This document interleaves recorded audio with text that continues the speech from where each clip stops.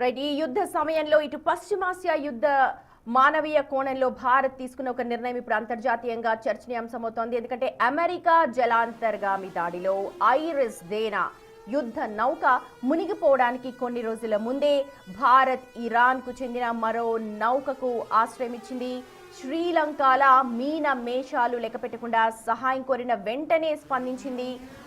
కొచ్చి తీరానికి కొట్టుకొచ్చింది. ఈ నౌక దాదాపు 183 మంది ప్రాణాలను కాపాడింది. ఇండియా శ్రీలంక తీరంలో ఐరిస్ దేనా నౌకను అమెరికా టార్పెడోలతో కూల్చివేసిన ఘటనకు 3 రోజుల ముందే ఇరాన్కు చెందిన మరో నౌక ఐరిస్ 11కు భారతదేశం ఆశ్రయం ఇచ్చింది. ఐరిస్ దేనా మునిగిపోయిన రోజే ఈ నౌక సురక్షితంగా కొచ్చి నేవల్ పోర్ట్ కి చేరుకుంది.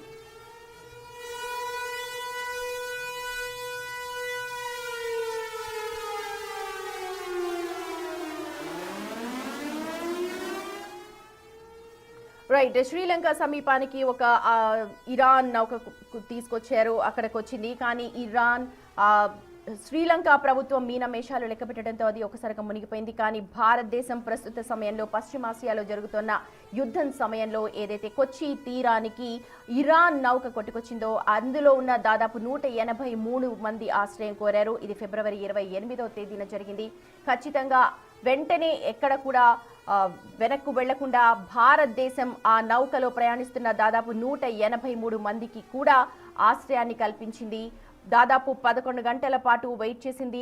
అయితే శ్రీలంకలో జరిగిన పరిణామాలను దృష్టిలో పెట్టుకుని భారతదేశం ప్రస్తుతం సహాయాన్ని అందించింది, చేయూతను అందించిందని చెప్పాలి. ఇక్కడ ఇరాన్ యుద్ధ నౌక పై అమెరికా దాడి చేసిన ఘటనలు కూడా ప్రస్తుతం మీరు చూస్తున్నారు బిగ్ టీవీ స్క్రీన్ మీద. ఏదైతే మన దేశం కొచ్చి తీరానికి కొట్టుకొచ్చిన నౌకపై చాలా భిన్న అభిప్రాయాలు వ్యక్తమయ్యాయి. కానీ దానిపైన క్లారిటీ ఇచ్చింది కేంద్ర ప్రభుత్వం. అలాగే నేవల్ డాక్ సిబ్బంది కూడా. అందులో వాళ్ళు ఎవరైతే 183 మంది ఉన్నారో వారందరూ కూడా చాలా ప్రశాంతంగా ఉన్నారు. వాళ్ళందరికీ కూడా మేము ఆశ్రయం కల్పించాం. కానీ అక్కడ డాకింగ్ సమయం కూడా ఎంత అన్న దానిపైన ప్రస్తుతం చర్చ జరుగుతోంది. దేనికి అన్నది ప్రస్తుతం ప్రతినిధి శివ ఉన్నారు అప్డేట్స్ మనకు అందించడానికి. శివ, మనం చూసాం శ్రీలంకలో ఎలా అయితే నౌక ఇరాన్ది కొట్టుకొచ్చిందో దానికి సంబంధించి పేలుడు జరిగింది. కానీ మన భారతదేశం ఇప్పుడు చేయూతను అందించింది. ప్రతిపక్షాలు ఇప్పటికే మాట్లాడుతున్నాయి, భారతదేశం మోదీ ఏం మాట్లాడట్లేదు, న్యూట్రల్గా ఉంటున్నారు అని అంటున్నారు. కానీ ఇది ఒక సిగ్నల్గా వెళ్ళొచ్చు, ఎందుకంటే మానవీయ కోణంలో చూడాల్సిన అవసరం కనిపిస్తోంది ప్రస్తుతం. రైట్. డెఫినెట్గా మీరు అన్నట్లుగా ఇది విపక్ష పార్టీలు ఆరోపణలు చేస్తున్నప్పటికీ, అంటే ఇరాన్ పైన ఇజ్రాయెల్ అమెరికా సంయుక్తంగా దాడి చేసిన నేపథ్యంలో ప్రధాని నరేంద్ర మోడీ నోరు మెత్తపడం లేదనేది కూడా విపక్ష పార్టీలు ఆరోపిస్తున్నాయి.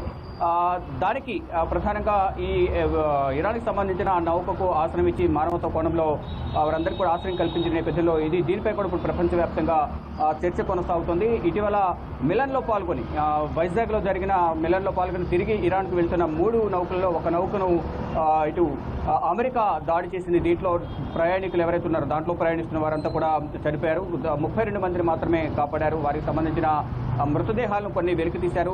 అవన్నీ కూడా వారి కుటుంబ సభ్యులకు అప్పగించారు. అంటే శ్రీలంక తీరానికి వెళ్ళిన వెంటనే ఈ నౌక పైన దాడి చేసిన నేపథ్యంలో దాంట్లో మొత్తం 180 మంది ప్రయాణిస్తున్నారని చెప్పారు. దాంట్లో వెంటనే 81 మంది గల్లంతైనట్లుగా చెప్పారు. తర్వాత మరికొంతమంది కోసం ఆచూకీ కోసం గాలిస్తున్నారు. 32 మంది ప్రాణాలను కాపాడారు. కానీ రెండవ నౌక ఏదవుతుందో ఆ దాడి జరగడానికి ముందు ఆశ్రయం కోరిన నేపథ్యంలో వెంటనే స్పందించకుండా ఇది ప్రభుత్వ అధికారుల నుంచి ప్రభుత్వం నుంచి పర్మిషన్ తీసుకున్న తర్వాత ఈ నౌకకు ఆశ్రయం ఇవ్వాలా లేదా అనేది కూడా చెప్తామంటూ తెలిపారు. కానీ భారత్ నౌకకు ఇరాన్కు చెందిన నౌకకు ఆశ్రయం ఇచ్చిన నేపథ్యంలో వారందరూ కూడా కృతజ్ఞతలు తెలుపుతున్నారు. ఆ కృతజ్ఞతలో భాగంగానే ఈ హర్మోజ్ జలసంధి వద్ద ఏదైతే ఈ నౌకల ద్వారా ఆయిల్ కానీ ఇటు చమురు నిల్వలు ఎక్కువగా ఉండే అక్కడి నుంచి సరఫరా చేసేందుకు కేవలం ఇటు భారత్కు పర్మిషన్ ఇస్తున్నామంటూ కూడా, అంటే వారికి ఆశ్రయం కల్పించారు కాబట్టి ఆ మానవతా కోణంలో వారు కూడా ఇక్కడ భారత్కు ఒక మినహాయింపు ఇచ్చారు. అక్కడి నుంచి క్రూడ్ ఆయిల్స్ సరఫరా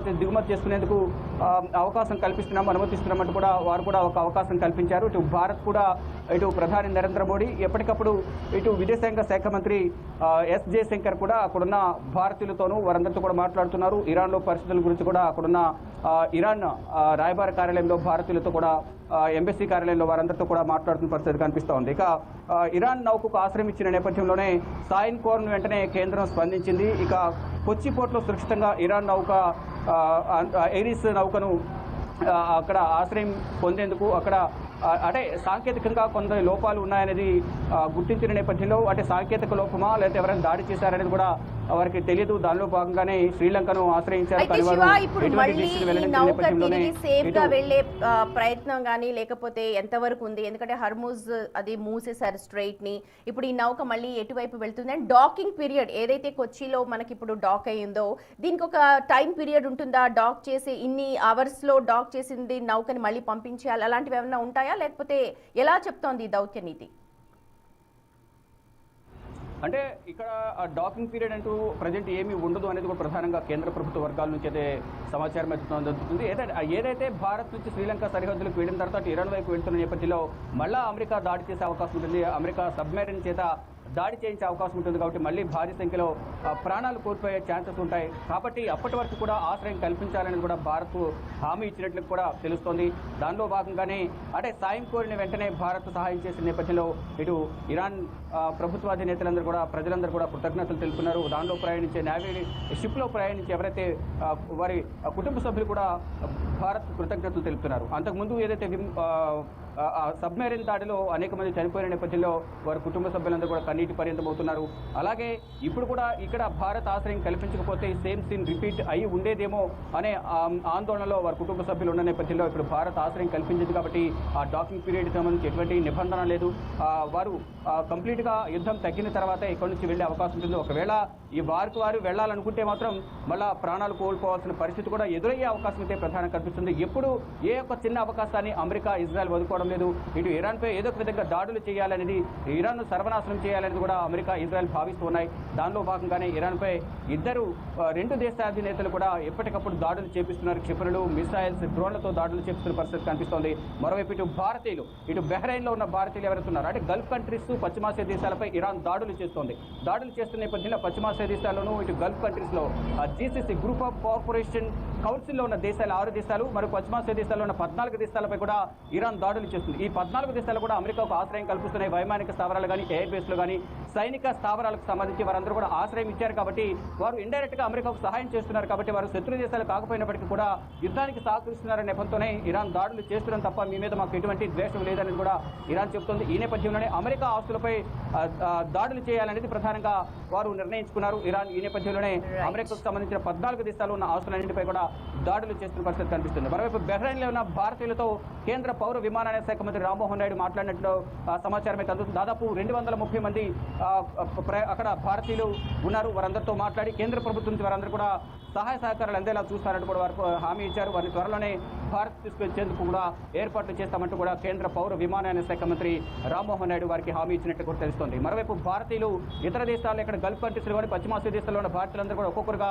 వారు నిర్ణయించుకున్న షెడ్యూల్ ప్రకారం అక్కడ విమాన రాకపోకలు కొనసాగుతున్న నేపథ్యంలోనే వారందరూ కూడా వస్తున్నారు. కానీ ఇటు ఖతార్ కానీ ఇతర కొన్ని దేశాల నుంచి విమాన రాకపోకలు జరగడం లేదు. అక్కడ దాడులు జరుగుతున్న నేపథ్యంలోనే గగనతలంపై కొన్న పర్మిషన్స్ రాని నేపథ్యంలోనే అక్కడ విమాన రాకపోకలు జరగడం లేదు. కానీ దుబాయ్ నుంచి రెగ్యులర్గా విమానాల రాకపోకలు కొనసాగుతున్నాయి. దుబాయ్ నుంచి మాత్రం అందరూ ఇటు ఢిల్లీ, మరొక తమిళనాడు, పశ్చిమ బెంగాల్, గుజరాత్లోని అహ్మదాబాద్ ఎయిర్పోర్ట్లన్నిటి కూడా చేరుకుంటున్నారు.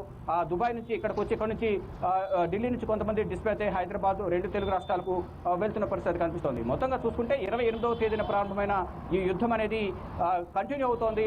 8వ రోజు ఈ యుద్ధం జరుగుతోంది. కానీ ఈ యుద్ధం ఎన్ని రోజులు జరుగుతుంది, ఎప్పటి వరకు జరుగుతుంది అనేది కూడా ఇంకెవరు అంచనా వేయలేకపోతున్న పరిస్థితి కనిపిస్తోంది. రైట్ శివ, చూడొచ్చు అది ఇండియా నైజం, ఇండియా పద్ధతి. ఎందుకనంటే కష్టాల్లో ఉన్న వారికి ఆపన్నహస్తం అందించడంలో ఇండియా ఎప్పుడు ముందుంటుంది. అది శత్రువులైనా సరే ఆపన్నహస్తం అందిస్తుంది. తమ మీద దాడి చేస్తే మాత్రం ఎట్టి పరిస్థితిలో ఉపేక్షించదు. ప్రస్తుతం ఇరాన్ నౌక ఏదైతే ఐరిస్ 11 కొచ్చిలో డాక్ అయి ఉందో అందులో ఉన్న 183 మంది కూడా చాలా సురక్షితంగా ఉన్నారు.